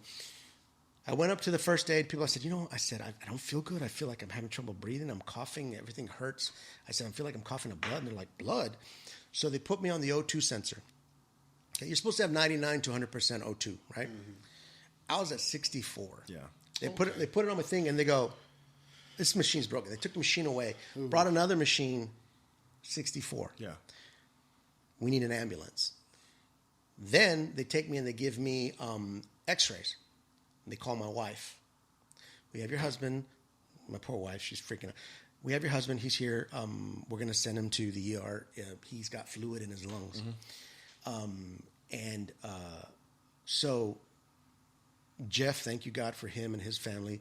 They took care of Lindsay. They got him on the bus. They took me I thought maybe I'd get to go in a helicopter. I didn't get to go in a helicopter. But they took me from Purgatory. They took me in an ambulance down to Durango. Uh-huh. When I got down to Durango, it was probably about a 5,000-foot difference. I started feeling better. And so they put me in the big ER room, and all of these doctors and people came into the room because they were studying this thing. They're like, we know that somebody can climb Mount Everest 3 times, and the 4th time, all of a sudden, they get high-altitude pulmonary edema. So they asked me all these questions. What is this? How do you this and how do you that? And so I told them, I said, well, I was actually, our bus had kind of broken down, so we were trying to get some rocks to stick it behind the wheel so the bus wouldn't roll backwards. I said, I picked up a big rock, and as I was taking it, all of a sudden, I felt like my chest was hurting, and it never got better, And so, the one guy was writing a book on it, so I don't know if he even used me in his book, but he was writing a book on it, and I started feeling better, and luckily my parents lived in Colorado at the time. My dad drove back down. He picked me up. He took me to Albuquerque, and I flew out of Albuquerque to come home. But I was on oxygen for a long time. And I went to see my doctor, and we talked a little bit about it. He said, okay, he goes, what happened is, your body wasn't getting enough oxygen, and it was turning, your lungs were actually absorbing all the water you were drinking and everything like that, and you were getting lung. And when you looked at my X-ray, it was almost white. It was like that was just fluid in my lungs. And so it took me about 2 weeks to get better, and I went to go see my doctor at the time, and I told him, I feel really weak. He goes, because you almost died. Mm-hmm. You almost died. And I was like, really? But the scariest part about that is that I used to always love puzzles. I always loved word games and stuff like that. And my oldest daughter, Chelsea, had a riddle, like a sheet of riddles from school. She's like, Dad, I need you to help me with this. And I looked at it, and I started reading it, and I didn't understand what they were asking. And I said, I can't do this. And I went and told Cheryl about it. And it actually altered my brain because I lost oxygen in my brain. Gotcha. Your brain exactly. So you think that may have attributed to this? Well, I'm not sure if that attributed, but I did know because I read a lot of books on Mensa. I learned how to play chess because I realized that the brain is a muscle. Yeah. And you can regrow your muscles in your brain. You can regrow your cells. So, and you can ask Cheryl, but for like 2 years, I just read books on riddles, how to do things, and I regrew my mental state to be able to go, okay, I don't feel stupid. Did it freak you the fuck out? Like, is that where the moment where you looked at that and told her, hey, I can't do this? Did you get freaked the fuck out? It was like something happened. It really freaked me out, and I didn't realize. Because why else would you deep dive into something? Yeah, I didn't realize until then. Okay, this had a big effect on me, and I didn't realize the effect it had on me. But the good thing about the brain is it's a muscle, and I love lateral thinking puzzles. I love games. I love mysteries. I love trying to solve puzzles. I love a hand puzzle. I love a sequential puzzle. I love solving. I love escape rooms. Mm-hmm. I love those kind of things because I know not only are they fun, but they actually, like your body, when you work out, this works out in my brain. Yeah. And I don't think the high altitude pulmonary edema had anything to do with it, but Cheryl's never gonna let me go skiing again. But I will say this, when it happened, had the high altitude pulmonary edema not happened to me, I probably would not have been as calm as I was Got you. when I had this event. Right. Because I will say this, yeah, I was like, this is it. This is how I go, and I was at peace with it. And I don't know. I mean, I didn't have a fight or flee kind of thing. I just said, okay, if this is it, then this is it. I've done everything I can. I don't have any regrets. Yeah. But it was a very interesting moment. Well, I think it's interesting that like people, everyone says like they're secure with their beliefs and their spirituality and what's going to happen when they die, whatever. None of us know what's going to happen when we die. We live for today, even though some people are trying to live for what's going to happen past that point. But it's interesting because I went to a funeral this morning, a memorial this morning for my dad's best friend. He passed unexpectedly 2 days ago, and what I loved about this, and I was telling my wife this earlier. What I loved about this is anytime you go to a funeral, and mark my words, I'm saying it on this podcast, so it's got to be copyrighted and legal. If I die, do not take me to a fucking funeral home and do not take me to a fucking church. Fill up some room or some auditorium and have a fucking party, and then I want all of you to get up there and say what you liked about me and what you didn't like. I want you to say what you didn't like about me too. I'm gonna pour some tequila out. No, I'm serious. Like I want. That's that called to a be living said. will. Right. It's Well, I have one of those, so we'll dial that in. And my wife already knows this, but I'm saying it here on air too. But we went there, and anytime family members, people that you haven't seen in years that passed, you hear you want to go because you need to pay your respects. You go, and this pastor gets up who doesn't know who you are and talks about you, and then try to convert. Right. At that point, say, "Okay, everyone, if you don't know Christ, whatever it may be, No. the whole spiel." When you go to something, that's a good point. it's always bothered me. Like anytime I've ever went to any memorial or funeral, that shit has always bothered me in the back of my mind. Even with my family, that I knew these people that were speaking about my family didn't know my family, but at the same time, no one was stepping up and speaking. I could have, but I didn't at the time because I couldn't. Right. Now it'd be different. But so today we had that. They had that memorial, and shout out to Brother Gavin at Halton Baptist Church, or First Baptist Church of Halton. He knew him, and he had a personal relationship with him. He hadn't talked to him recently, but he knew him, and he could have a conversation. And people went up in the front and told stories, and they weren't sitting there trying to say, well, this person's in heaven right now because he did that. It wasn't anything about that. It was like, this is what we loved about this guy. He might not have been good all the time, and it felt good, So like, I know that like, if he knows whatever happens after this life, like if he knows like what is going on now, that he knows that everybody gave a shit, right? And then it meant something, right? And that's all we can ask for. Yeah. But I thought that was interesting because, I went through that this morning in my head. I was like, this right here is like, I've been through all these things and seen all these people pass that I know and cared for or didn't even know, but knew, down the line. And they weren't really respected in the art form of, this is not what they would have wanted. Right. But I felt like this morning, that was what he wanted. Yeah. And I think that you just bringing that up made me think about that. I think it's awesome. Since we're on this subject, I actually like to touch on something, and you saying all that's actually brought a lot of things to light for me. So y'all would have never, I doubt you would have known who my uncle Dale Warren was. Probably not. But the thing is, he has a twin. His twin's still alive, Don. But Dale's passed away, unfortunately. He actually took his own life. But to say that this individual was, and this is no bullshit, IQ in the 160s. That's not like a flex. He really was that intelligent. To say that he was proficient in calculus and physics and history, just all of it. You know what I mean? Like, extremely intelligent individual. Learned a lot from him. And he was oil field. So when he was, when oil field was booming, he was working. When he wasn't fucking working. Yeah. So like my dad having 3 jobs the majority of my life, I had Dale just as much around me as I did my dad. And they were really close. Him and my dad were really close. That was my dad's older brother. And so what you were talking about with pulmonary edema, he was working for some time in near Seattle. And his brother Don, his twin, was living in El Centro, California. So, I mean, we're talking about, all the way down the coast. Right. And I remember Dale telling me this. He said, man, I was working up there for about 6 months, and he said it got to the point where I was going to work and I couldn't fucking breathe. Mm-hmm. Like exactly what you're talking about. Like the elevation and the moisture in the air, he couldn't breathe. So he eventually told his buddies, he was like, listen, I've never walked off of a job site, but I'm going to fucking die. I got to go. Right. So he drives all the way down to El Centro, and he actually lived with Don for a whole year. And he said within the first week, he's fine, pretty much.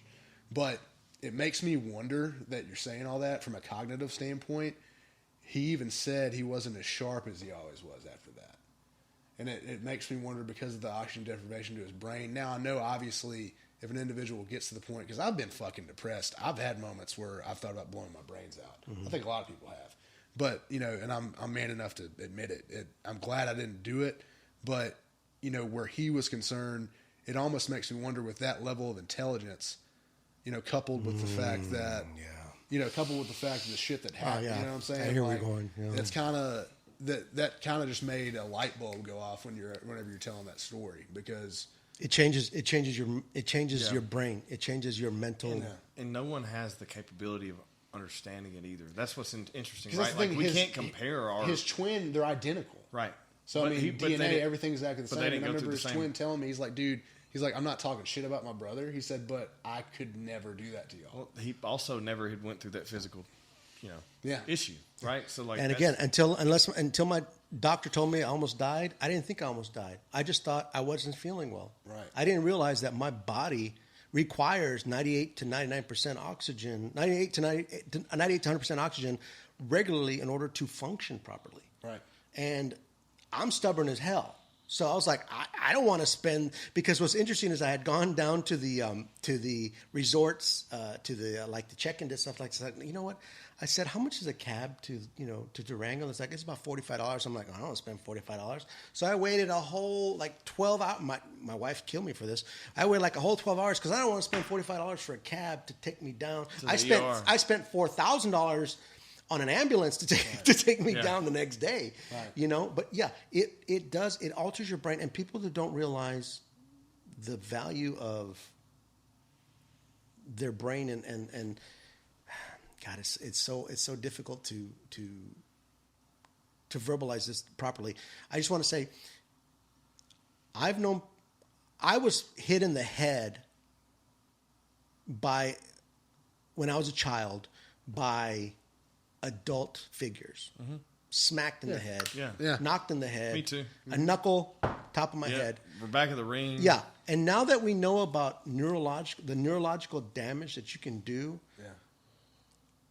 when you're young and your brain is forming, things like that, I kind of think to myself sometimes, maybe I'm the way I am because something happened to my brain when I was younger. Yeah. And I mean, I've heard of people who have fallen, who have gotten hit, by a car or fallen off their bike, and neurologically they never got back to where they were. And I don't know if that had anything to do with my ADHD or anything, because when I was a kid, I could look at a test and I didn't understand the question they were asking, because how they say, which one is not the right one before the first, I always try to trick you. Why are you trying to trick me? Why don't you just teach me something? Yeah. Well, when I was a kid and that crap used to happen, so I always thought I was stupid. My parents always said, well, you said you were smart. Well, my teachers used to say, your son is brilliant. He's just bored in this class.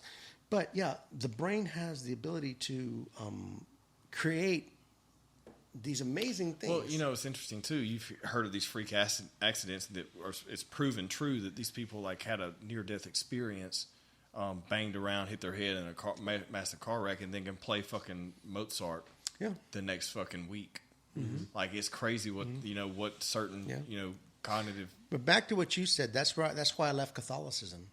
Yeah, because one thing I love about the Baptists and I have a living will, and I know how my funeral is going to go. Cheryl knows how her funeral is going to go. It's already paid for.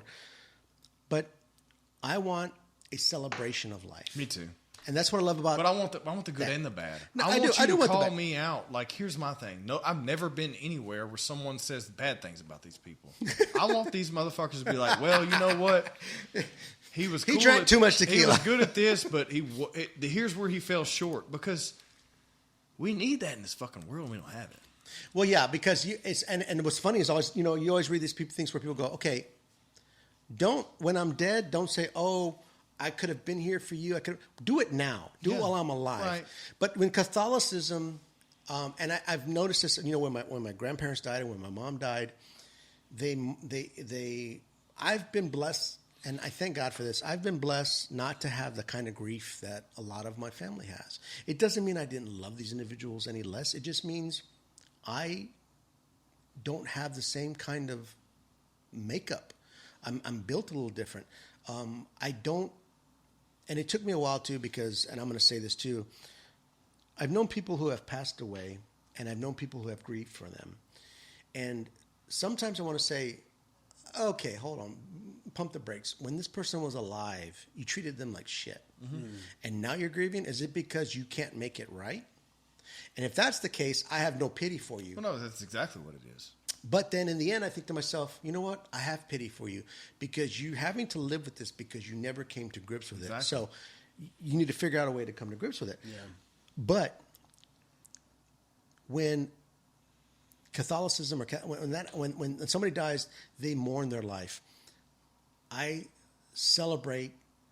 learned to celebrate somebody's life after they're gone because I was blessed to know them. Yeah. You know, I'm happy for the fact that we had the opportunity to be with them. Not that we lost them. Yes, it's a horrible thing, but thank God we had them. What you can carry on from that and have a piece of them, right? Like whether it's a good story or a good recipe. You know, we talked about that before. Yeah. We've all talked about that before. Or good music. Yeah. You know, like take that and run with it instead of, just sitting there and just saying, they were such a great this. We'll do something with what they were great at. You know? The other day, my wife brought me a recipe. She goes, look what I found. Cheryl, what recipe was it? Gingerbread? Yeah, the gingerbread cake from my Aunt May. Her Aunt May, who is, God, my wife has had some of the strongest women in her life growing up. She had a recipe box, and there was a gingerbread cake that her Aunt May used to make, and Cheryl's always be like, oh my God, I wish I knew how to make that. We've had this recipe box in our house since we bought the house, okay? Since we got it 26 years ago. Yeah. And she was looking, she goes, oh my God, look what I found. And it was Aunt May's recipe for gingerbread cake. Boom.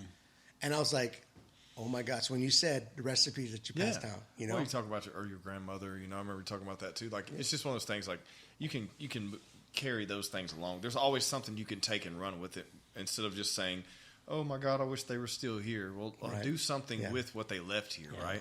Yeah. I mean, make them proud that they had an impact on your life. And I was thinking the other day, when my grandmother passed away, it's the last time I went to New Mexico was when my grandmother passed away. I was talking to somebody about New Mexico. And that's what was your grandmother. I said, yeah, it's my grandmother. And I was like, I'd really like to go back to New Mexico because I love the culture. I love the food. But my grandmother was the glue that held our whole family together. Mine was too. Yeah, and when she's gone, yeah, it's gone. But the thing is, she never guilted you. I've known matriarchs in certain families that would guilt the family because they don't come to their event. Mm-hmm. My grandmother never guilted anybody. My grandma was like, I'm going to have Thanksgiving, I'm going to have Christmas, I have 7 children, I have 45 grandchildren, 88 great-grandchildren, whatever.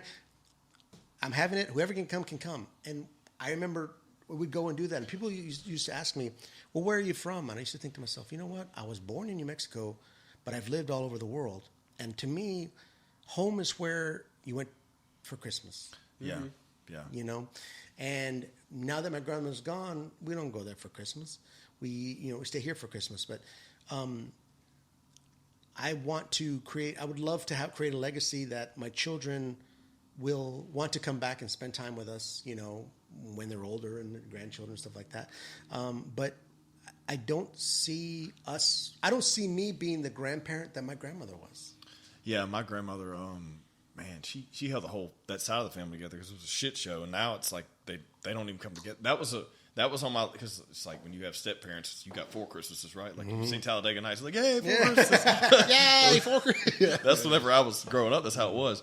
Well, that Christmas has been taken away because they're gone, and she was the one holding it all together. And it was a turmoil all the time, but she somehow made it happen every single fucking year, and everybody would show up, and a few wouldn't.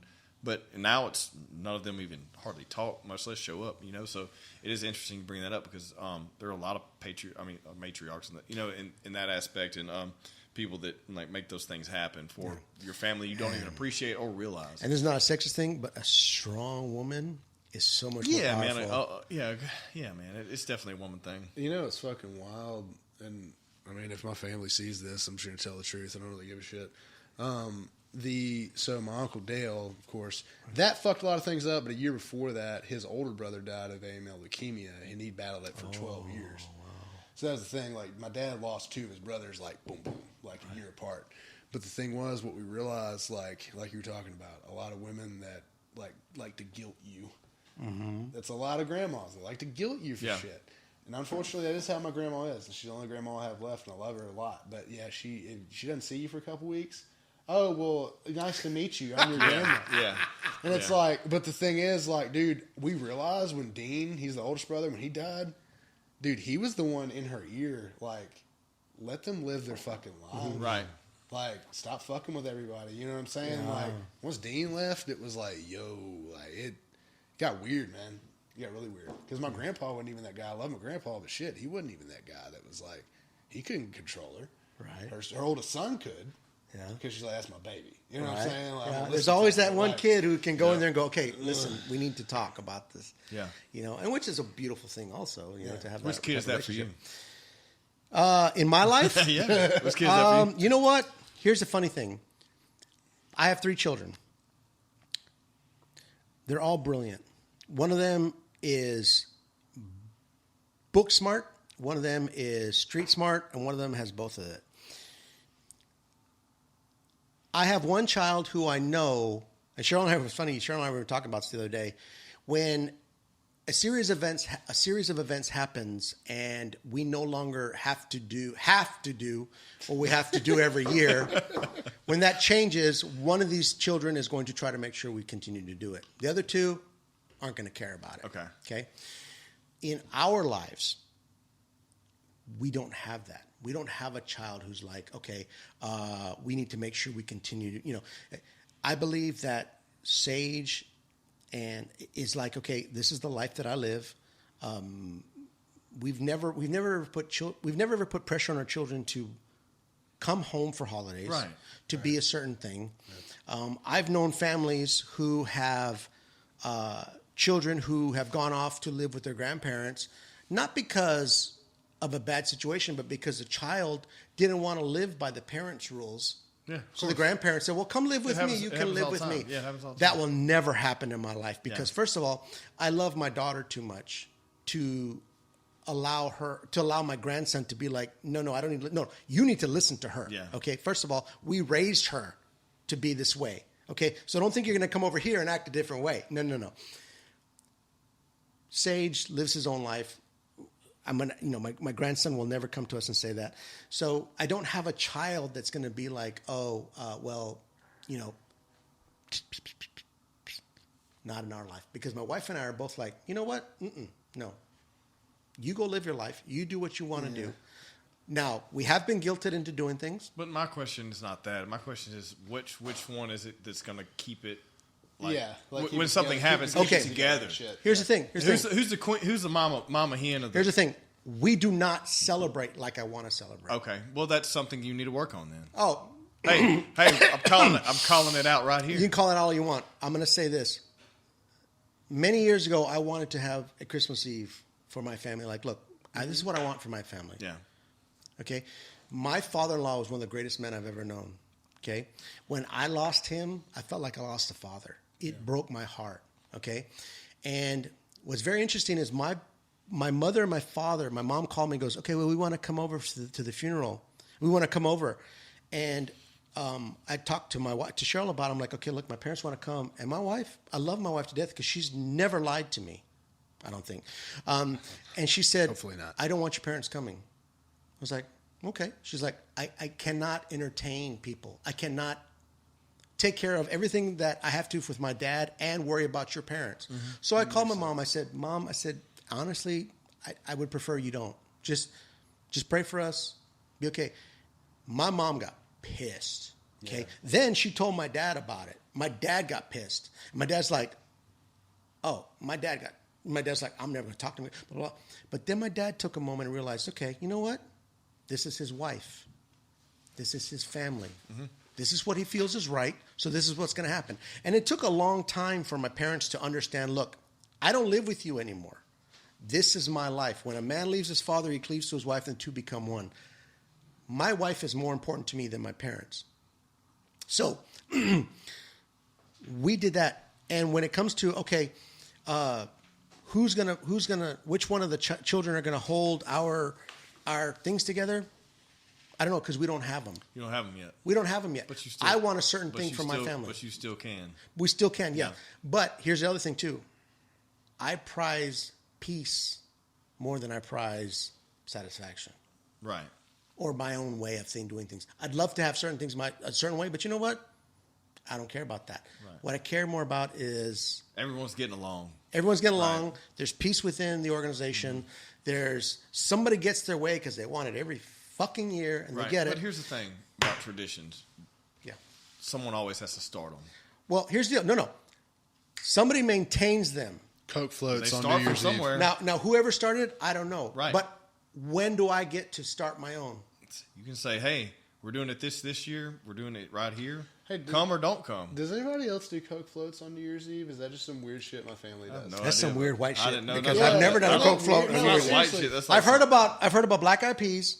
Black Eyed Peas, collard On greens. New Year's Eve, My mom though. does all that. New Year's Eve, Ham. but not I've Coke never floats. heard any, like, seriously, I've never heard of another individual. Maybe that's just something they started within. You know, I think my mom was just Maybe like, that was all "Let's those do people this." drinking the that other kind of mezcal. mezcal.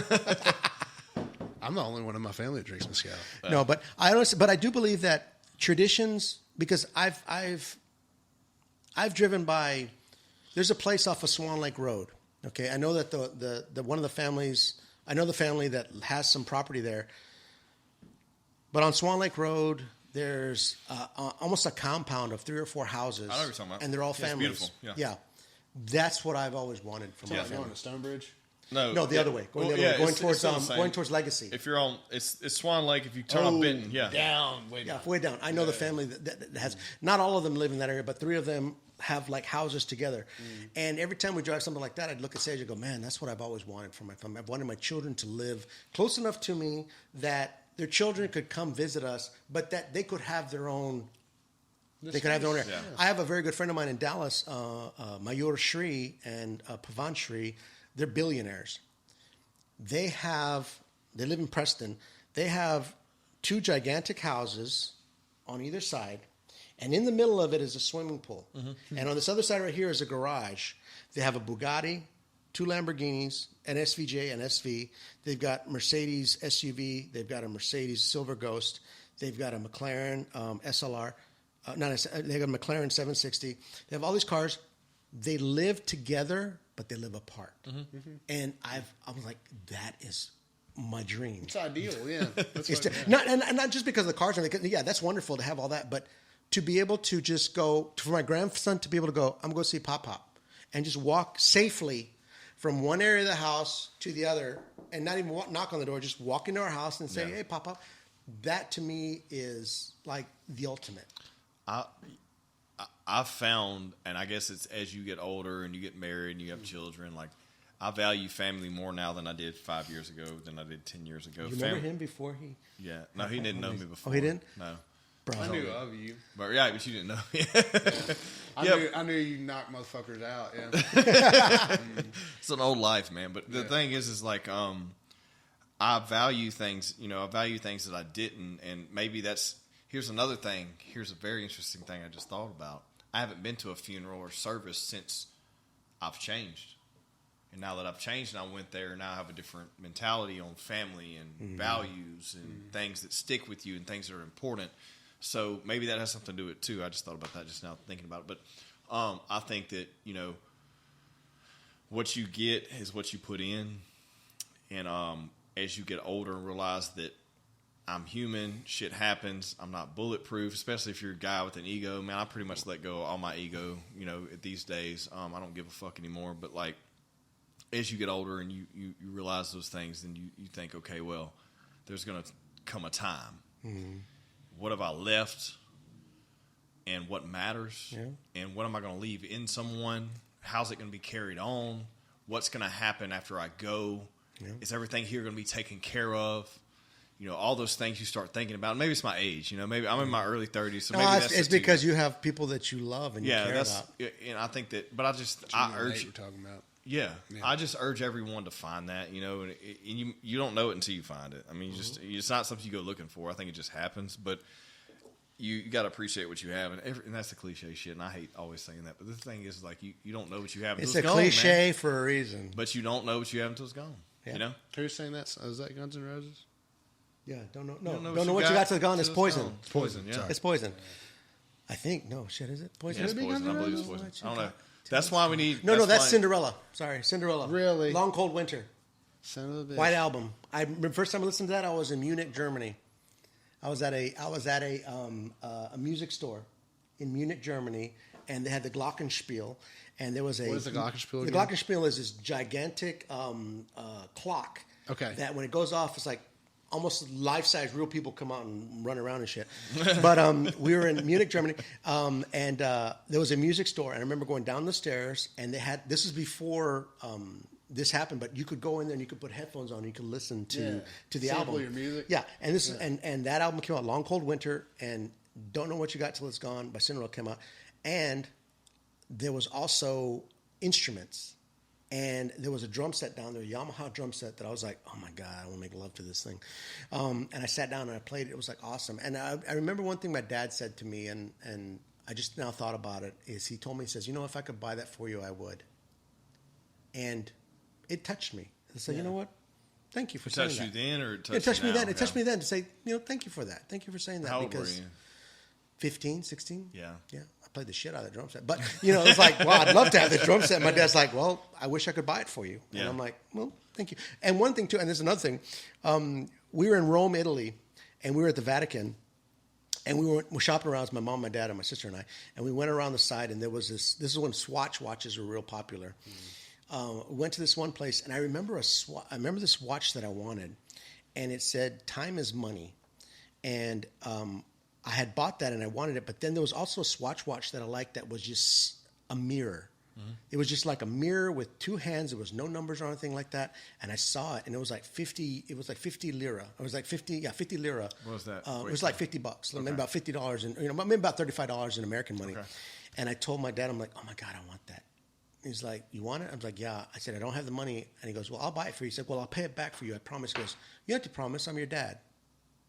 If you say you're going to pay me for it. Because my dad was very big on, if you want to pay for it, you can pay for it. Yeah. And it was a black strap, a silver thing, and I loved that watch. But the fact that the emotion that I had in my body when my dad said, you don't got to promise me. I know you'll pay it back. It was like, I get the watch. Yeah. I get to get the watch. Isn't it so interesting that we take material items and attach a story to them? Well, especially when you're younger, because that Swatch watch, man, I got a little bit of. Where's Close it your at now? ears. Do you still have it? Yeah, cover your ears, do you baby. still have it? Like a girl will let me touch her boobies because I had that Swatch.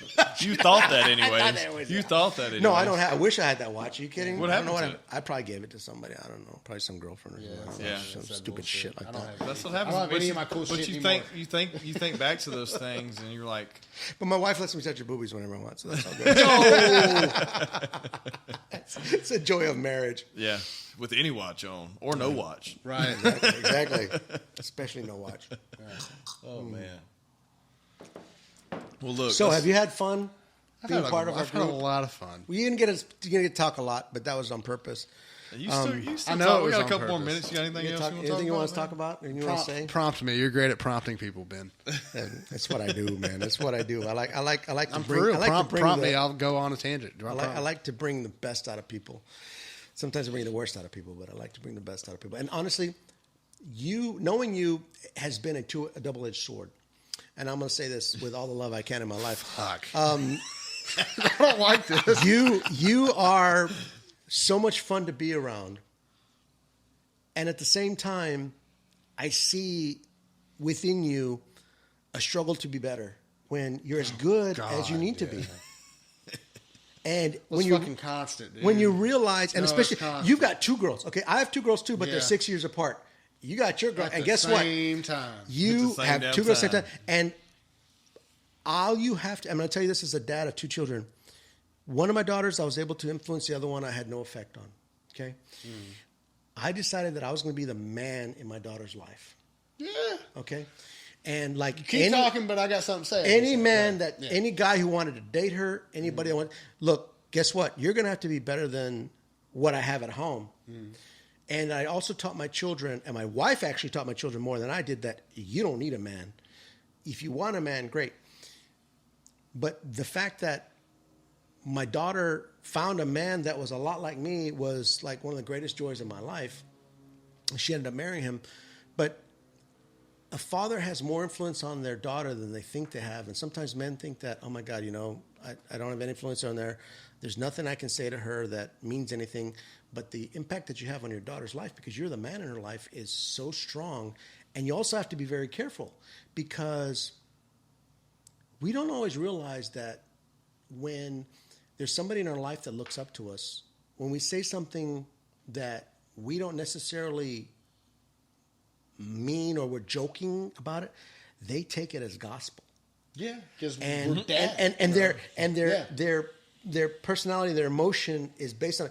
For example, my grandson got a haircut. I was like, "Oh, it's really short. He's gorgeous. I love him." But then he told his mom, "Pop-up said my haircut is really short." And I was like, "Oh my God! I didn't realize how much." I knew I had an impact on my grandson's life, but just to say something like, "Oh my goodness, it's really short. You're handsome. I love you. You're beautiful." He heard, "My haircut's really short." Okay, you got to be careful though. You can't do too much of that, right? Just like any place trophies, Smothering. right? Any place trophies. They are awesome, but you also got to let them know at the end of the day they make. No, but because I'm so used to seeing him with longer hair, I was like, "Oh my goodness!" It was a bit of a shock to me. Right. So go ahead. To hit on these points, seriously, after all the tequila talks we've done, And your first debut, no, dude. Pardon We me. have to do 4 mics next time. Yeah. I genuinely take to heart, because I am single and I have 2 daughters. He's single, ladies. Yeah. But I take to heart not only from a standpoint of individuals that like I go out with, but also like where my daughters are concerned. I've never had an example of like, I don't have a sister. You know what I'm saying? Like I have an aunt, but she was the youngest of 4 boys. So like the thing is like, I don't have a good example of like what a father to daughters really is. I really don't. Like in my family, it's a shit ton of dudes. I don't either. I'm the oldest, and like my mom didn't have a girl till I was out of the house. Yeah. So Ben, seriously, dude, like what, like the things that you say about like how you treated your daughters and like all this kind of thing, dude, I take that to heart, like 100% take that to heart. Because I don't have another example, but not only that, like especially, dude, like I've noticed a lot of issues, especially with, and this is a whole nother topic we can probably get on the next Tequila Talk, but I mean, seriously, man, like especially in the dating pool, it's really fucked up to see how, like, I look for an individual that has a good relationship with their father. there's a lot of daddy issues. And brother, There's a lot. That is rare. Stay out of strip There's a clubs. lot of fucking daddy issues, Dude, man. that's rare. That's rare, though. Like, I look for that, though, because I'm like, I even said to one girl one time, and I meant it. This was before you even said it. And when you said it, I thought it was cool as shit. But, like, she just got out of college. She was 23, whatever. You could tell she had a good relationship with her dad. But I told her before we went out that night, I was like, give him my number. Right. I remember when you said that, Yeah. I lit up. He's 'cause my I was son-in-law like, now. But that's some real shit, though, because I was like, I could tell they were talking back and forth, but I'm like, dude, if her phone dies or whatever, I know what you're talking about. Night, you know what I'm saying? I'm like, give him my number. Because, like, that's that mindset. But, dude, like, it's just, like, where my daughters are concerned, yeah, dude, I can already tell I have one that I'm going to have no influence on. It doesn't matter what I do. And then I have one that's, now they're both equally as happy to see me all the time. They're both equally as happy to be around me. But, like, one of them doesn't give a fuck what I have to say. And the other one's like, whatever I say is like, oh my God, like Dad's talking right now. Yeah. So it's just like, what do you do with that? You know what I mean? Yeah. You just, And really, and this is one thing that is going to be the hardest thing you've ever had to do, because I've always depended on Cheryl to deal with the sexual, emotional things that women have to go through, because they all have to go through it. If you think that your children are not going to want to have sex, if you think that some boy's not going to meet them and they're not going to want to drop their panties for them, you're an idiot. So wouldn't they? I let my wife handle that, because I cannot physically or emotionally handle that type of thing. However, I will let them know the type of man that they need to appreciate is the type of man that they see on a daily basis. So whether I've done a good job in that, time will tell. But I think that to be in your child's life. Never be afraid to ask those questions, because some people are like, I'd like to say something, but I don't want them to unfriend me, quote unquote, unfriend me or not talk to me. There have been times that Cheryl and I have talked about, it's like, you know what, I'm going to text Lindsay about something because it's really bothering me. And it's not necessarily about her, but maybe it's about Hunter. But I also know that when I send that, I take the risk of her saying, I'm gonna back up from you a little bit because this is none of your fucking business. Yep, exactly. And I have to be able to go, okay, you know what? You're right. That is her child. That is her thing. So I have to let her be a parent.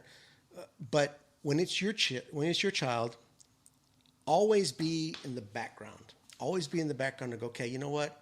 I know you're going to do what you're going to do. I can't stop you. But if you find yourself in a situation that I told you not to get into, please let me be the first person that you call, because I am not going to criticize you. What I'm going to do, first thing I'm going to do is try to get you out of that situation. First thing I'm going to try to do is get you where you need to be. Then we can discuss it later. But I think too many children think their parents are going to be disappointed in them. Guess what? Your parents did a lot more crazy shit than you ever did as a kid. They just never told you about it, and you just never knew it. But guess what? You were young. They were young. They wanted the same things you wanted. They had the same hormones that you had. They had the same wants and desires that you had. They wanted to make out with the same type of kid in the hallway at school. Yeah. So never forget that you were their age, and never let your children forget that you were their age too, and understand that what they're going through and everything that they're doing is not unique to them. Yeah, you're not. Yeah, exactly. Like, this is not something that. Yeah, you're not the first person to feel this way. Unfortunately, we all hate hearing that growing up too. We're like, you think you know everything? I done been through all this shit. Like, we've all heard that, right? But to let them know, look, I'm not saying this to say I know what you're going through. I'm just saying to say I've been there. Yeah. Now, it's not the exact same thing. Yeah, talk to me. to me. Oh, my God. Talk to me. Tell me. Yeah, Tell me what's going on. Talk to me. Because know that nobody cares more about you and what happens to you than I do. Isn't it so interesting as you become an adult, as you get older? And Josh, how old are you now? 28. Okay, I'll be 28. 29 in April, yeah. Ben, you're 50. 50. 50. Yeah, that's right. Because we already had the birthday for that. Cool. We barely remember that. Awesome. And so I'm 33. 33. So, like, isn't it interesting that, like, if you had the same mentality in space, like mental capacity to have a conversation with your parents as you do now, if you had it then, you know what I mean? How much further along in life you'd be, because it's just. I hate thinking about that. Right, it's a risk. I mean, I remember the sex talk with my mom. We never had. I had it with my brother. I never had one. He said we didn't have one. I think my mom just I think he got it figured out. And my dad I had it with both my parents at two different times in my life. I never had it. We never had it that I can remember. I remember asking my mom one time, I was like, well, don't you ever just have sex for pleasure? Mm-hmm. And she's like, yeah. I was like, okay. Can I tell you this because it's funny and I don't care who hears it? please do. My mom's an RN, okay? And I remember when I was 19 years old when I first started having sex, like, I got so fucking scared, bro, because I had a mark down there.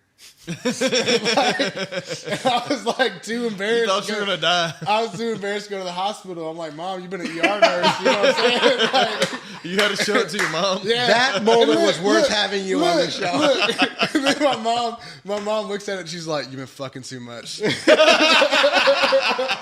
she was like, you ain't got nothing, bro. You just been fucking too much. Okay, he gets a fourth. We got a fourth microphone for now. We got a fourth microphone. It took him a little while. That woman done seen herpes, syphilis, everything else. She's like, everything. She's like, dog, that's friction. That's raw dog, bro. Raw dog. Right, you need to stop, roll back, pump the brakes. I was like 19. I was so embarrassed. God, I was so embarrassed. I could have fucking thrown up. Oh, but you know what? But here's the deal. Here's the thing. Okay, but you can talk about it now. You wouldn't have been able to. But here's the funny thing. How many boys do you know would be willing to talk to their mom about it? None. Me and my brother, that's about it. So God bless your mother for having the relationship she had with you, that you could go to her and not go be like, oh my God, I have to Google this shit. And she's look one at of all these nasty ass pictures. She's one of the coolest fucking people I've ever met. And honestly, that's why I think RNs are the shit. They're awesome. I mean, like even like the batshit ones, dude. Like seriously, like I mean for real though. Like, cause I met a lot of them. They're just straight up batshit crazy. But at the end of the day, man, they are healers. Yeah. You know what I'm saying? Like, well, my daughter is too, but when I said, give me a catheter, my daughter said, I'm out. I'm out. that's my dad. Nope. Yeah. Well, let's wrap it, gentlemen. Okay, so who won tonight? Man, look for me. It's a close one. Honestly, I'm biased because I like Cristalino. that one just fell but short. that's not the best Cristalino Like, I've You ever know had. what? I will say this. On any given night, if given the opportunity, I would take any of these. Yeah. There's not any moment or You're time right. that I would take. Normally, we have some that are two Yeah. different extremes. Like one's amazing and one's horrible. Yeah. These are all great, but when we come to Anejos, I feel like if there was an extra Anejo version of this, it would run really close to the Cordaleso. Yeah. So we'll give them all thumbs up, man. Yeah, I do. I think it was a wonderful. I miss Jose, but in the sense of things work out as they're supposed to. I'm so glad you were here. I'm so glad we had a chance to hear from you, and thank you for spending time with us. All right, bro. Let's wrap it. Love you guys. Appreciate it.